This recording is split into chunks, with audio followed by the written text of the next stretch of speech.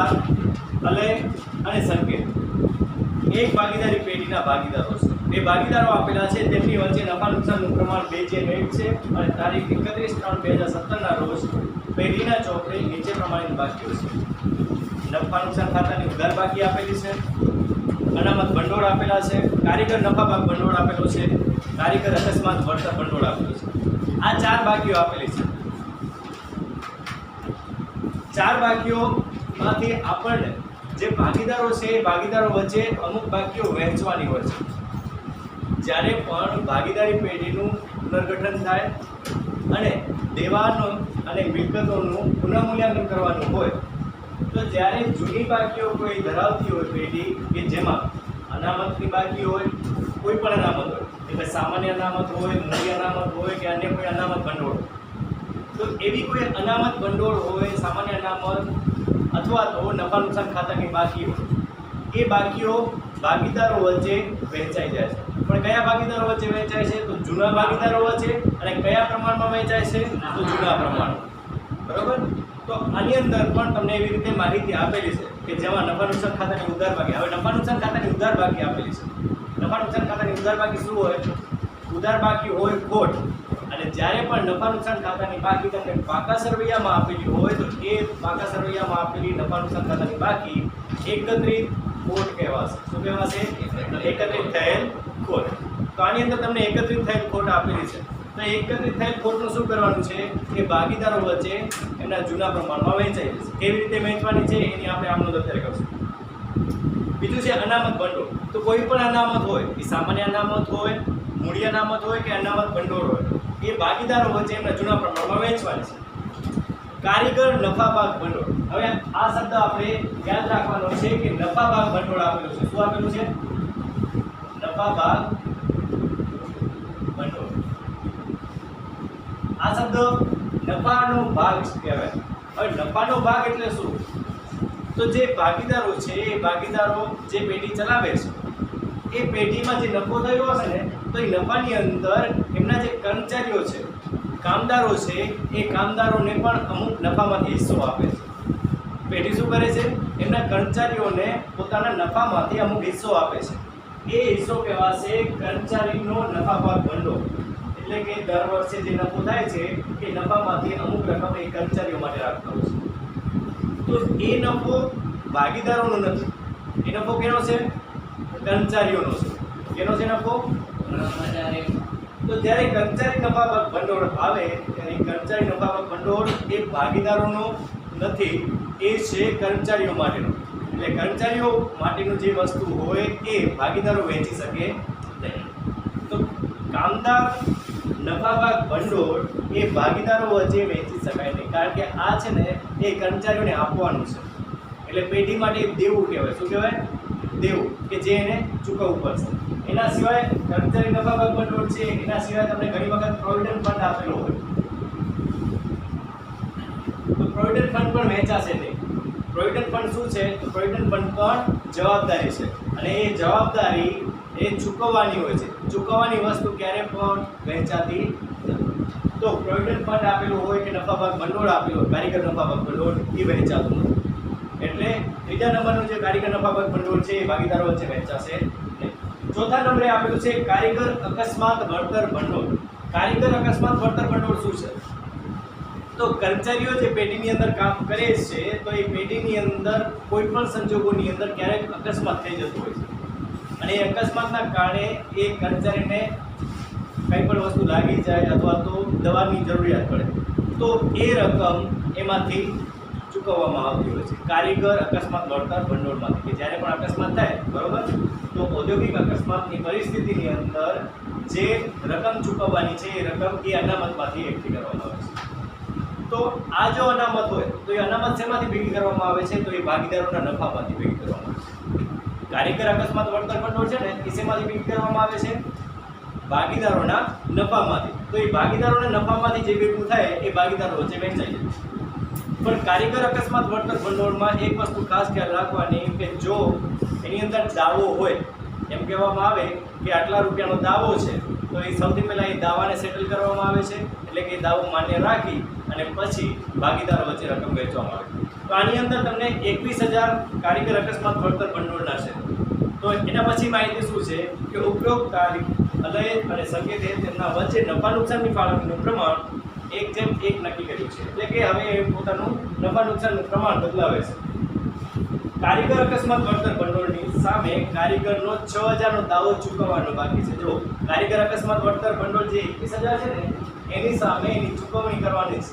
એક દાવો આપેલો, તો જ્યારે પણ દાવો આપેલો હોય તો એ દાવો ચૂકવી દેવામાં આવે છે. મતલબ કે જે 21,000 છે એ 21,000 માંથી 6,000 આપણે ચૂકવવા પડશે. પછી જે રકમ વધતી હશે એ રકમ ભાગીદારો વચ્ચે વહેંચાશે. તો પેઢીના ચોપડે એકત્રિત થયેલ નફા કે ખોટની વહેંચણી દર્શાવતી આમ નોંધ પસાર કરવાની છે. તો પેઢીના ચોપડે એકત્રિત થયેલ નફો અથવા ખોટ જે થયો છે એની આપણે આમ નોંધ દર્શાવવાની છે. હવે આમ નોંધ કેવી રીતે થશે? સૌથી પહેલી આમ નોંધ નફા નુકસાન ખાતાની જે ઉધાર બાકી છે ને એની. નફા નુકસાન ખાતાની ઉધાર બાકી એટલે શું? એકત્રિત થયેલ ખોટ. નફા નુકસાન ખાતાની ઉધાર બાકી શું છે? એકત્રિત થયેલ ખોટ. અને જો ખોટ હોય તો આપણે ખોટની નોંધ ક્યાં કરી છે? ભાગીદારોના મૂડી અથવા ચાલુ ખાતાની અંદર કઈ બાજુ? ખોટ ઉધાર બાજુ હશે. બરોબર? જ્યારે પણ ભાગીદારોને ખોટ થતી હશે તો એ ખોટની નોંધ આપણે ક્યાં કરીએ છીએ? ભાગીદારોના મૂડી ખાતાની અંદર ઉધાર બાજુ. હવે ઉધાર બાજુ આપણે નોંધ કરવાની છે એટલે ભાગીદારોના મૂડી અથવા ચાલુ ખાતા ઉધાર થવા જોઈએ, પણ આની અંદર મૂડી ખાતા કે ચાલુ ખાતા શું છે એ આપેલા નથી, તો આપણે મૂડી ખાતે લખી નાખીએ. બરોબર? તો દરેક ભાગીદારના મૂડી ખાતે ઉધાર કેટલા છે? ભાગીદારો અલય અને સંકેત. અલયના મૂડી ખાતે ઉધાર, સંકેતના મૂડી ખાતે ઉધાર, તે નફા નુકસાન ખાતે. હવે રકમ કેટલી આવશે તો એની આપણે ગણતરી કરવી પડશે. કેવી રીતે ગણતરી થશે? જો 18,000 જે રકમ છે એ 18,000 બંને ભાગીદારો વચ્ચે વહેંચાશે, પણ કયા પ્રમાણમાં? એમના જૂના પ્રમાણમાં. 18,000 ગુણ્યા 2 ભાગ્યા 3 એટલે 12,000 આવશે. બરોબર? તો અલયના મૂડી ખાતે કેટલી રકમ આવશે? 12,000. બાકીની રકમ 6,000 એ સંકેતના મૂડી ખાતે અને તે નફા નુકસાન ખાતે ટોટલ રકમ 18,000. બરોબર? બાજુમાં શું લખશું? એકત્રિત થયેલ ખોટની રકમ ભાગીદારોના મૂડી ખાતે વહેંચી દેના. એ ભાગીદારો વચ્ચે એમના જૂના પ્રમાણમાં વહેંચી દીધી. બરોબર? તો એની આપણે નોંધ કરી. એના પછી બીજાની અંદર અનામત ભંડોળ છે. હવે અનામત ભંડોળ જેવી રીતે આપણે ખોટ વહેંચી છે એવી રીતે અનામત ભંડોળ વહેંચવાની છે. પણ અનામત ભંડોળના કારણે શું થશે? ભાગીદારને આવક થશે. ત્યારે ખોટના કારણે ભાગીદારોની જાવક થાય એમ આપણે કહી શકીએ. તો ભાગીદારોને રૂપિયા મળશે અનામત ભંડોળના. અનામત ભંડોળ કેટલી છે? 27,000 છે. તો આપણે શું કરવાનું છે? 27,000 ગુણ્યા એમનું જૂનું પ્રમાણ 2:1. તો 2/3 18,000 આવશે. એનો મતલબ એમ કે જે પહેલો ભાગીદાર અલય છે એને 18,000 મળવા જોઈએ અને સંકેતને બાકીની રકમ એટલે કે કેટલા મળશે? 6,000. 27,000 9,000 મળશે. બરોબર? હવે એની આપણે આમનોંધ કેવી રીતે કરવાની છે? તો અહીંયા ભાગીદારોને મળે છે. ભાગીદારોને મળે છે એટલે શું થશે? તો સૌથી પહેલા અનામત ભંડોળનું ખાતું છે એ બંધ કરી અનામત ભંડોળ ખાતે તે અલયના મૂડી ખાતે અને તે સંકેતના મૂડી ખાતે. રકમ કેટલી આવશે? ટોટલ 27,000 છે. એ 27,000 માંથી અલયના ભાગે આવે છે 18,000 અને બાકીની જે રકમ છે 9,000 એ સંકેતના ભાગે આવે છે. તો બાજે શું આવશે? બાબત જેમાં શું લખશું? અનામત ભંડોળની રકમ ભાગીદાર વચ્ચે 2:1 ના પ્રમાણમાં વહેંચી દેવું. એવી જ રીતે ત્રીજું કે કારીગર નફા ભાગ ભંડોળ. હવે કારીગર નફા ભાગ ભંડોળ ભાગીદારો વચ્ચે વહેંચાય નહીં, કારણ કે એ કારીગરોનો નફાની અંદર ભાગ છે, એટલે આપણું દેવું છે અને દેવું આપણે શું કરવું પડે, કર્મચારીઓને ચૂકવવું પડે. એટલા માટે ત્રીજો જે છે એની નોંધ નહીં થાય. પણ એના પછી જે આપેલું છે કારીગર અકસ્માત વળતર ભંડોળ. તો કારીગર અકસ્માત વળતર ભંડોળ છે એની રકમ આપેલી છે તમને 21,000. કારીગર અકસ્માત વળતર ભંડોળ કેટલું છે? 21,000. એમાંથી આપણે સૌથી પહેલા દાવો કેટલો છે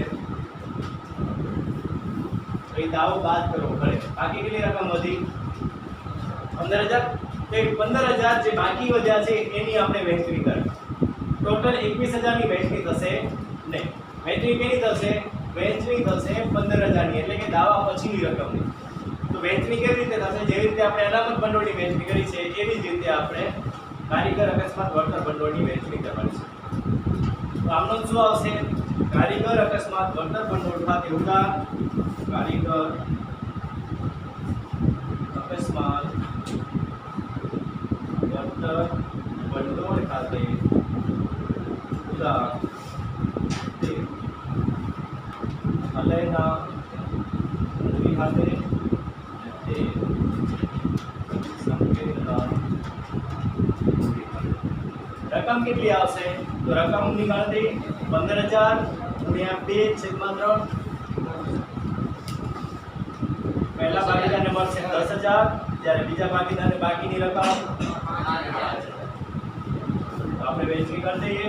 10,000 અલયને મળે છે, 5,000 સંકેતને મળે છે. ટોટલ રકમ જે છે 15,000 એ આપણે ઉધાર કરવાની છે. જેવી રીતે બાજે આપણે અનામત ભંડોળ રકમની ભાગીદાર વચ્ચે વહેંચણી કરી છે એવી રીતે આની અંદર બાજે લખો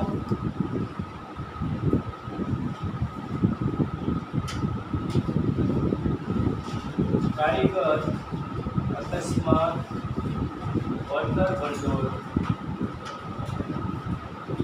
₹15,000 ની ભાગીદારો વચ્ચે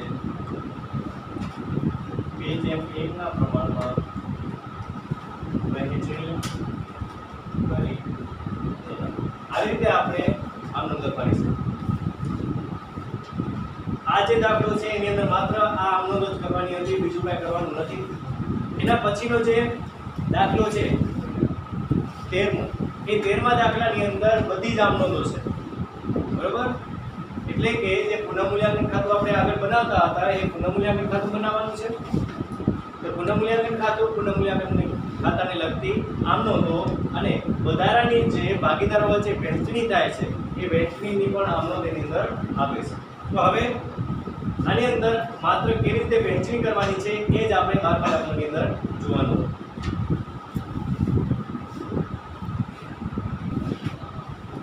સ્વાધ્યાય દાખલા નંબર 13. નીચેની માહિતી પરથી સાજન અને નિર્મિત ભાગીદારી પેઢીના ચોપડે જરૂરી આમ નોંધ પસાર કરો અને પુનઃમૂલ્યાંકન ખાતું અને પુનઃમૂલ્યાંકનના અસર આપ્યા બાદનું પાકું સર્વે તૈયાર કરવાનું છે. આપણે અત્યારે આમ નોંધ અને પુનઃમૂલ્યાંકન ખાતું તૈયાર કરીએ એની અંદર કેવી રીતે આમ નોંધ લખવાની છે, બરોબર, એ જોઈ લઈએ. સાજન અને નિર્મિત 5:3 ના પ્રમાણમાં નફો નુકસાન વહેંચે છે. એમનું જે જૂનું પ્રમાણ છે એ 5:3 છે, નવું પ્રમાણ તમને નીચે આપેલું છે 1:1.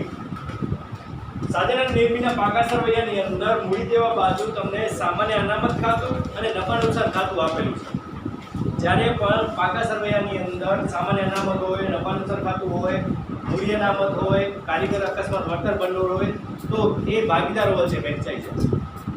એવી જ રીતે મિલકત લેણા બાજુ પણ જો અવાસ્તવિક મિલકતો આપેલી હોય તો એની પણ આપણે વહેંચણી કરવી પડે, પણ આની અંદર અવાસ્તવિક મિલકતો કોઈ આપેલી નથી. હવે હવાલાઓની અંદર તમને શું આપેલું છે કે જમીન મકાનની કિંમતમાં 10% વધારો કરવાનો છે. તો એ આપણે સીધી 10% વધારો કરવાનો છે. જમીન મકાનની કિંમત 10% વધારો કરવાનો છે એનો મતલબ કે જમીન અને મકાન વધારો થવાથી આપણને લાભ થાય છે. લાભ થાય તો પુનઃમૂલ્યાંકન ખાતું શું કરવાનું છે? જમા કરવાનું છે. તો પહેલી આમ નોંધ શું આવશે? પહેલી આમ નોંધ આવશે જમીન મકાન ખાતે ઉધાર, જમીન મકાન ખાતે ઉધાર તે પુનઃ મૂલ્યાંકન ખાતે જમીન મકાન ખાતે ઉધાર પુનઃ મૂલ્યાંકન ખાતે જમા. રકમ કેટલી? તો 1,40,000 ગુણ્યા 10% કરો એટલે તમને રકમ મળી જશે 14,000. આજે શું લખશું? પુનઃ મૂલ્યાંકનના કારણે જમીન મકાનની કિંમતમાં વધારો થયો તે નોંધ્યો તેના. બરોબર? આજે શું આવે કે પુનઃ મૂલ્યાંકનના કારણે જમીન મકાનની કિંમતમાં વધારો થયો તે નોંધ્યો તેના. હવે આની નોંધ આપણે આમ તો કરી દીધી. પુનઃ મૂલ્યાંકન ખાતામાં કેવી રીતે નોંધવાનું હશે? તો પુનઃ મૂલ્યાંકન ખાતાની અંદર લાભ થયો હોવાથી જમા કરવાનો છે. લાભ થયો છે એટલે જમા. તો જમા બાજુ લખો જમીન મકાન ખાતે રકમ. તો જેટલો વધારો કે જેટલો ઘટાડો હોય ને એ જ આપણે આની અંદર લખવાનું. કુલ રકમ ક્યારેય નહીં લખવાની. જેટલો વધારો કે જેટલો ઘટાડો હોય તો આની અંદર 14,000 રૂપિયાનો વધારો છે, આપણે 14,000 રૂપિયા દર્શાવી દીધા. એના પછી બીજો વાલો છે કે યંત્રો અને ફર્નિચરની કિંમતમાં 40% ઘટાડો કરવાનો છે. તો યંત્રો એ અલગ છે અને ફર્નિચર એ અલગ છે, એટલે બંનેની અલગ અલગ ગણતરી કરવાની છે. યંત્રો છે તો યંત્રો કેટલા છે? યંત્રો આપેલા છે 80,000. 80,000 એના 40% 32,000. તો યંત્રોમાં 32,000 નો ઘટાડો કરવાનો છે. જ્યારે ફર્નિચર છે તો ફર્નિચર કેટલાના છે? તો ફર્નિચર 30,000 ના છે, તો એ 30,000 ના 40% 12,000. તો યંત્રોમાં 32,000 નો અને ફર્નિચરમાં 12,000 નો ઘટાડો કરવાનો છે. બંનેમાં ઘટાડો કરવાનો છે. ઘટાડો કરવાનો હોવાથી શું થાય? આપણને નુકસાન થાય. તો નુકસાન થતું હોય તો પુનઃ મૂલ્યાંકન ખાતું ઉધાર થાય. પુનઃ મૂલ્યાંકન ખાતે ઉધાર તે આ બંને સાથે લખી નાખશું આપણે. અલગ અલગ લખો તો એ ચાલશે. તે યંત્ર ખાતે જમા અને તે ફર્નિચર ખાતે.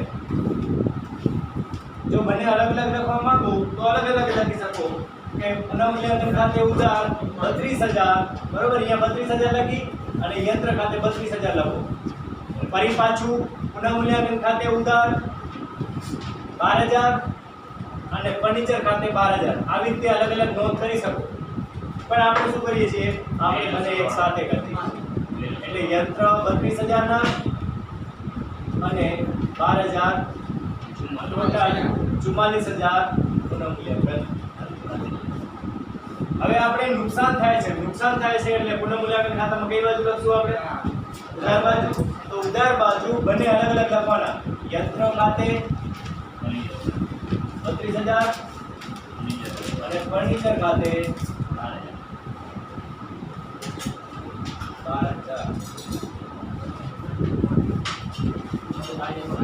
બરોબર? એના પછી બીજી નોંધ બાજે લખી નાખશો. શું લખશો બાજેમાં? પુનઃ મૂલ્યાંકનના કારણે યંત્ર અને ફર્નિચરની કિંમતમાં ઘટાડો થયો તે નોંધ્યો તેના. બરોબર? જે આપણે આગળથી કરતા આવ્યા છીએ બાજે કેવત રહેશે એટલે આપણે બાજે લખી રાખવાની છે. ચલો ત્રીજા નંબરનું કે દેવાદારો પર હવે 1,000 ગાલખાદ અનામતની જરૂરિયાત નથી. 1,000 રૂપિયા ગાલખાદ અનામતમાંથી આપણે ઘટાડો કરવાનો છે. જ્યારે પણ અનામતની જોગવાઈ કરવાની હોય ત્યારે આપણો નફો ઓછો થાય અને અનામતની જે જોગવાઈ છે એ કાઢવાની હોય. બરોબર? ગાલખાદ અનામતની જોગવાઈ કાઢવાની હોય તો આપણો નફો વધે. નફો વધે છે એટલે ફાયદો થાય છે. ફાયદો થાય તો પુનઃ મૂલ્યાંકન ખાતું જમા. તો ગાલખાદ અનામત ખાતે ઉધાર તે પુનઃ મૂલ્યાંકન ખાતે જમા. રકમ તો જેટલી રકમની જરૂરિયાત નથી એટલી રકમ આપણે દર્શાવી દઈએ. જેટલી રકમની જરૂરિયાત નથી એટલી રકમ. બાજે ગાલખાદ અનામતની રૂપિયા 1,000 ની જોગવાઈની જરૂરિયાત નથી. બરોબર? તે નોંધ્યા તેના. ચલો પુનઃમૂલ્યાંકન ખાતામાં કઈ બાજુ નોંધ કરશું? તો જોગવાઈ આપણે કાઢી નાખી છે. જોગવાઈ આપણે કાઢી નાખી છે એટલે આપણે શું થાય છે? ફાયદો થાય છે. ફાયદો થતો હોય જમા ગાલખાન અનામત ખાતે 1000 રૂપિયાનો ફાયદો થયો છે. 1000 રૂપિયા જમા બાજુ આપણે લખી નાખવાનું. સ્ટોકમાં 1500 મરામત ખર્ચની જરૂરિયાત છે. એટલે કે આપણા પાસે જે સ્ટોક છે એ સ્ટોકમાં આપણે 1500 રૂપિયાનો ખર્ચો કરવાનો છે. ખર્ચો કરશું તો આપણો નફો ઓછો થઈ જાય. નફો ઓછો થઈ જાય તો આપણા માટે શું કહેવાય? નુકસાન કહેવાય. અને નુકસાન હોય તો આપણે શું કરીએ? પુનઃમૂલ્યાંકન ખાતું ઉધાર. તો 4 નંબરમાં શું કરશું? પુનઃમૂલ્યાંકન ખાતે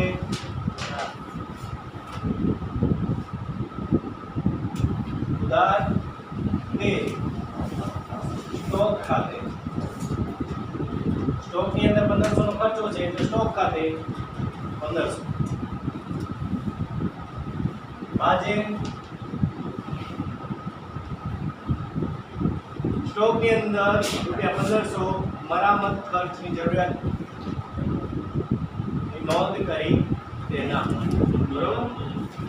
પુનઃમૂલ્યાંકન ખાતાની અંદર શું નોંધ કરશું? પુનઃમૂલ્યાંકન ખાતાની અંદર આપણે ઉધાર બાજુ નોંધ કરશું કારણ કે આપણા માટે નુકસાન થયું છે. સ્ટોક ખાતે 1005. નંબર 5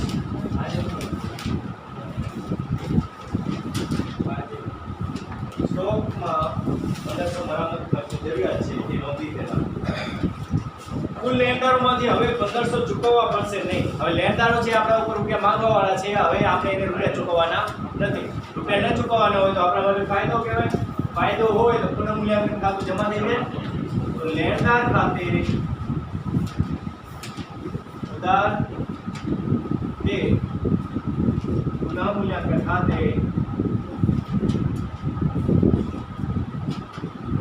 જમા.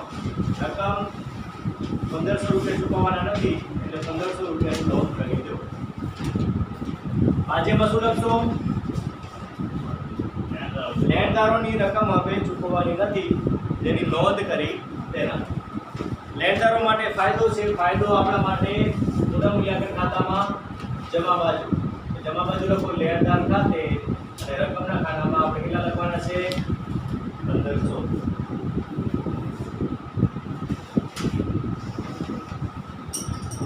ચૂકવવાના બાકી ખર્ચ 10000 અને મળવાની બાકી આવક 2000. ચૂકવવાનો બાકી ખર્ચ છે કે આપણને રૂપિયા ચૂકવવા પડશે એટલે નુકસાન થશે અને મળવાની બાકી આવક આવશે એટલે આપણે લાભ થશે. એટલે બંને અલગ અલગ છે. અલગ અલગ નોંધ કરીએ તો 6 નંબરની નોંધ ચૂકવવાના બાકી ખર્ચની પુનઃમૂલ્યાંકન ખાતે ઉધાર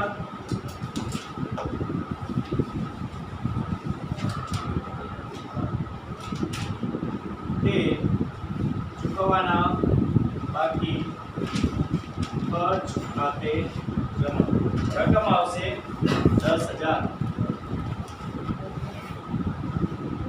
બાજુમાં શું લખશો?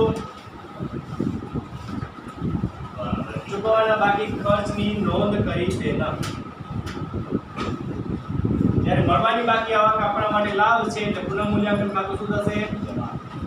તો મળવાની બાકી આવક ખાતે ઉધાર તે પુનઃમૂલ્યાંકન ખાતે જમા. રકમ છે 2000. બાજુમાં પણ આની અંદર પણ એવું લખશું કે મળવાની બાકી આવકની નોંધ કરી તેના. હવે આ બંનેની નોંધ આપણે પુનઃમૂલ્યાંકન ખાતામાં શું કરશું? તો જે ચૂકવવાના બાકી ખર્ચ છે એ આપણા માટે નુકસાન છે એટલે ચૂકવવાના બાકી ખર્ચ ઉધાર બાજુ લખશું 10000. ત્યારે મળવાની બાકી આવક લાભ થતો હોવાથી જમા બાજુ 2000 ની નોંધ આપણે કરવાની છે. રોકાણો તેની બજાર કિંમતે નોંધવાના છે. હવે જો રોકાણોની અંદર તમને મિલકત લેના બાજુ આપેલું છે બજાર કિંમત કેટલી આપેલી છે? 18000. તો આપણે એ બજાર કિંમતે નોંધવાના છે. તો એની ચોપડી કિંમત કેટલી આપેલી છે? 20,000. તો 20,000 ચોપડી કિંમત આપેલી છે અને આપણે નોંધવાના છે 18,000. તો આપણે શું કરવાનું છે કે 20,000 માંથી 18,000 જો નોંધવાના હોય તો આપણને નુકસાન કેટલાનું થયું? 2,000. તો આ 2,000 આપણના રોકાણો જે છે એ ઓછા થઈ જાય છે. રોકાણોની કિંમત ઓછી થાય છે તો શું કરવાનું? નુકસાન. પુનઃમૂલ્યાંકન ખાતે પુનઃમૂલ્યાંકન ખાતે ઉધાર કરો તે રોકાણ ખાતે જમા રકમ 2,000. બાજુમાં શું લખશો? પુનઃમૂલ્યાંકનના કારણે રોકાણોની કિંમતમાં ઘટાડો થયો તે રકમ. બરોબર, ઘટાડો થયો જે નોંધ્યો તે રકમ. આની અંદર આપણે શું નોંધ કરશું? તો પુનઃમૂલ્યાંકન ખાતાની અંદર ઉધાર બાજુ રોકાણ ખાતે 2,000. હવે હવાલાઓ બધા પતી ગયા છે. હવાલાઓ પછી આપણે પાકા સરવૈયાની અંદર બે વિગતો આપેલી છે. બરોબર, તો એ બે વિગતોને આપણે નોંધ કરવાની છે.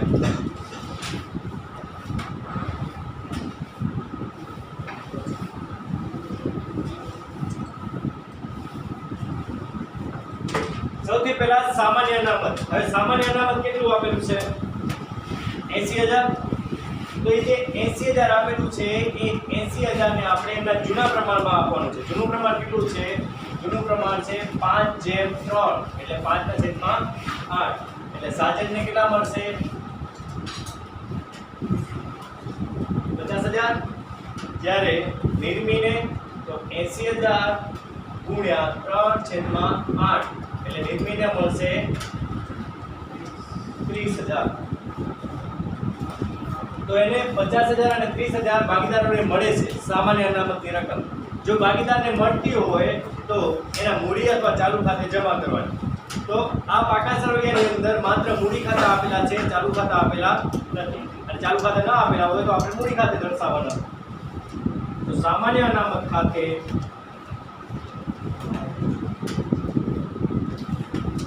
ઉધાર તે સાધન ના મૂડી ખાતે અને તે નિર્મીના મૂડી ખાતે.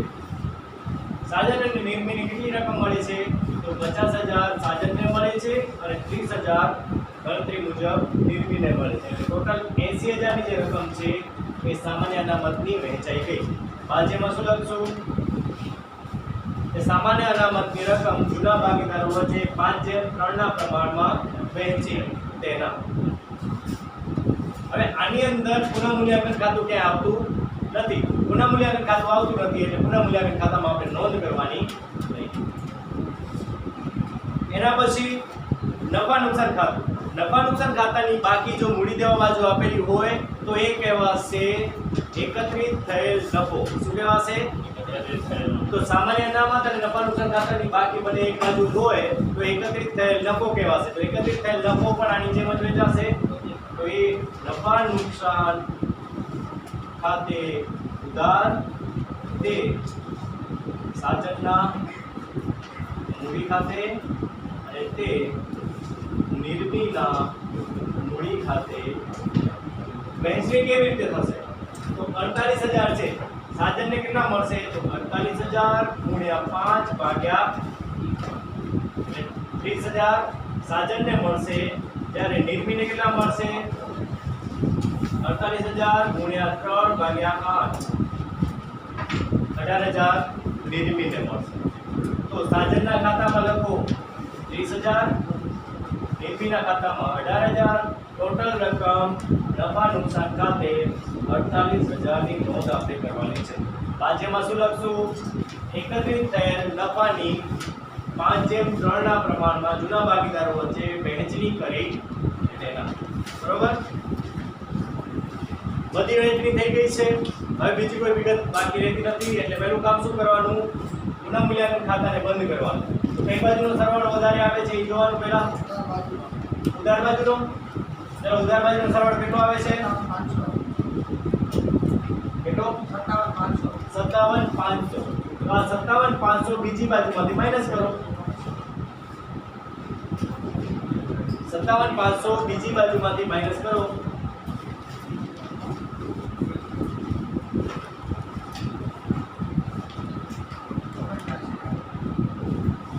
39,000 વધારો આવે છે.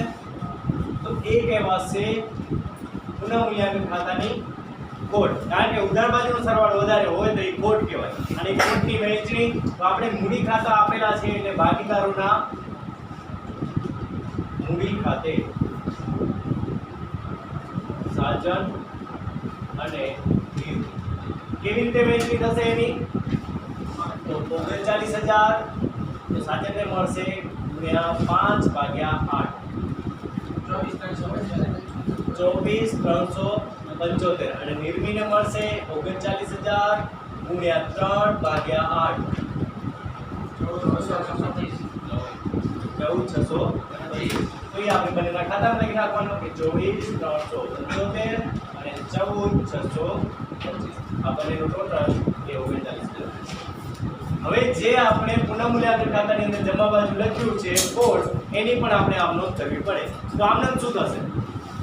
તો આપણે પુનઃમૂલ્યાંકન ખાતું જમા બાજુ લખીએ છીએ એટલે પુનઃમૂલ્યાંકન ખાતું આમાં જમા થશે. તો ઉધાર શું કરવાનું? તો એ ભાગીદારોના મૂડી ખાતા. ભાગીદારોના મૂડી ખાતા એટલે સાજનના મૂડી ખાતે ઉધાર,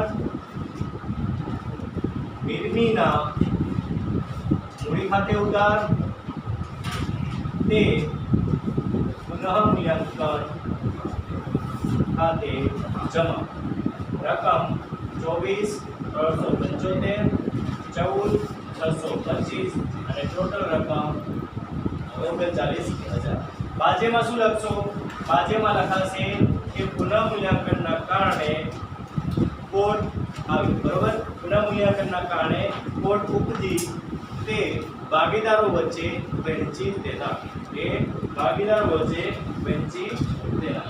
આવી રીતે આપણે એ ભાગીદારો વચ્ચે વહેંચવાની હોય. બરોબર?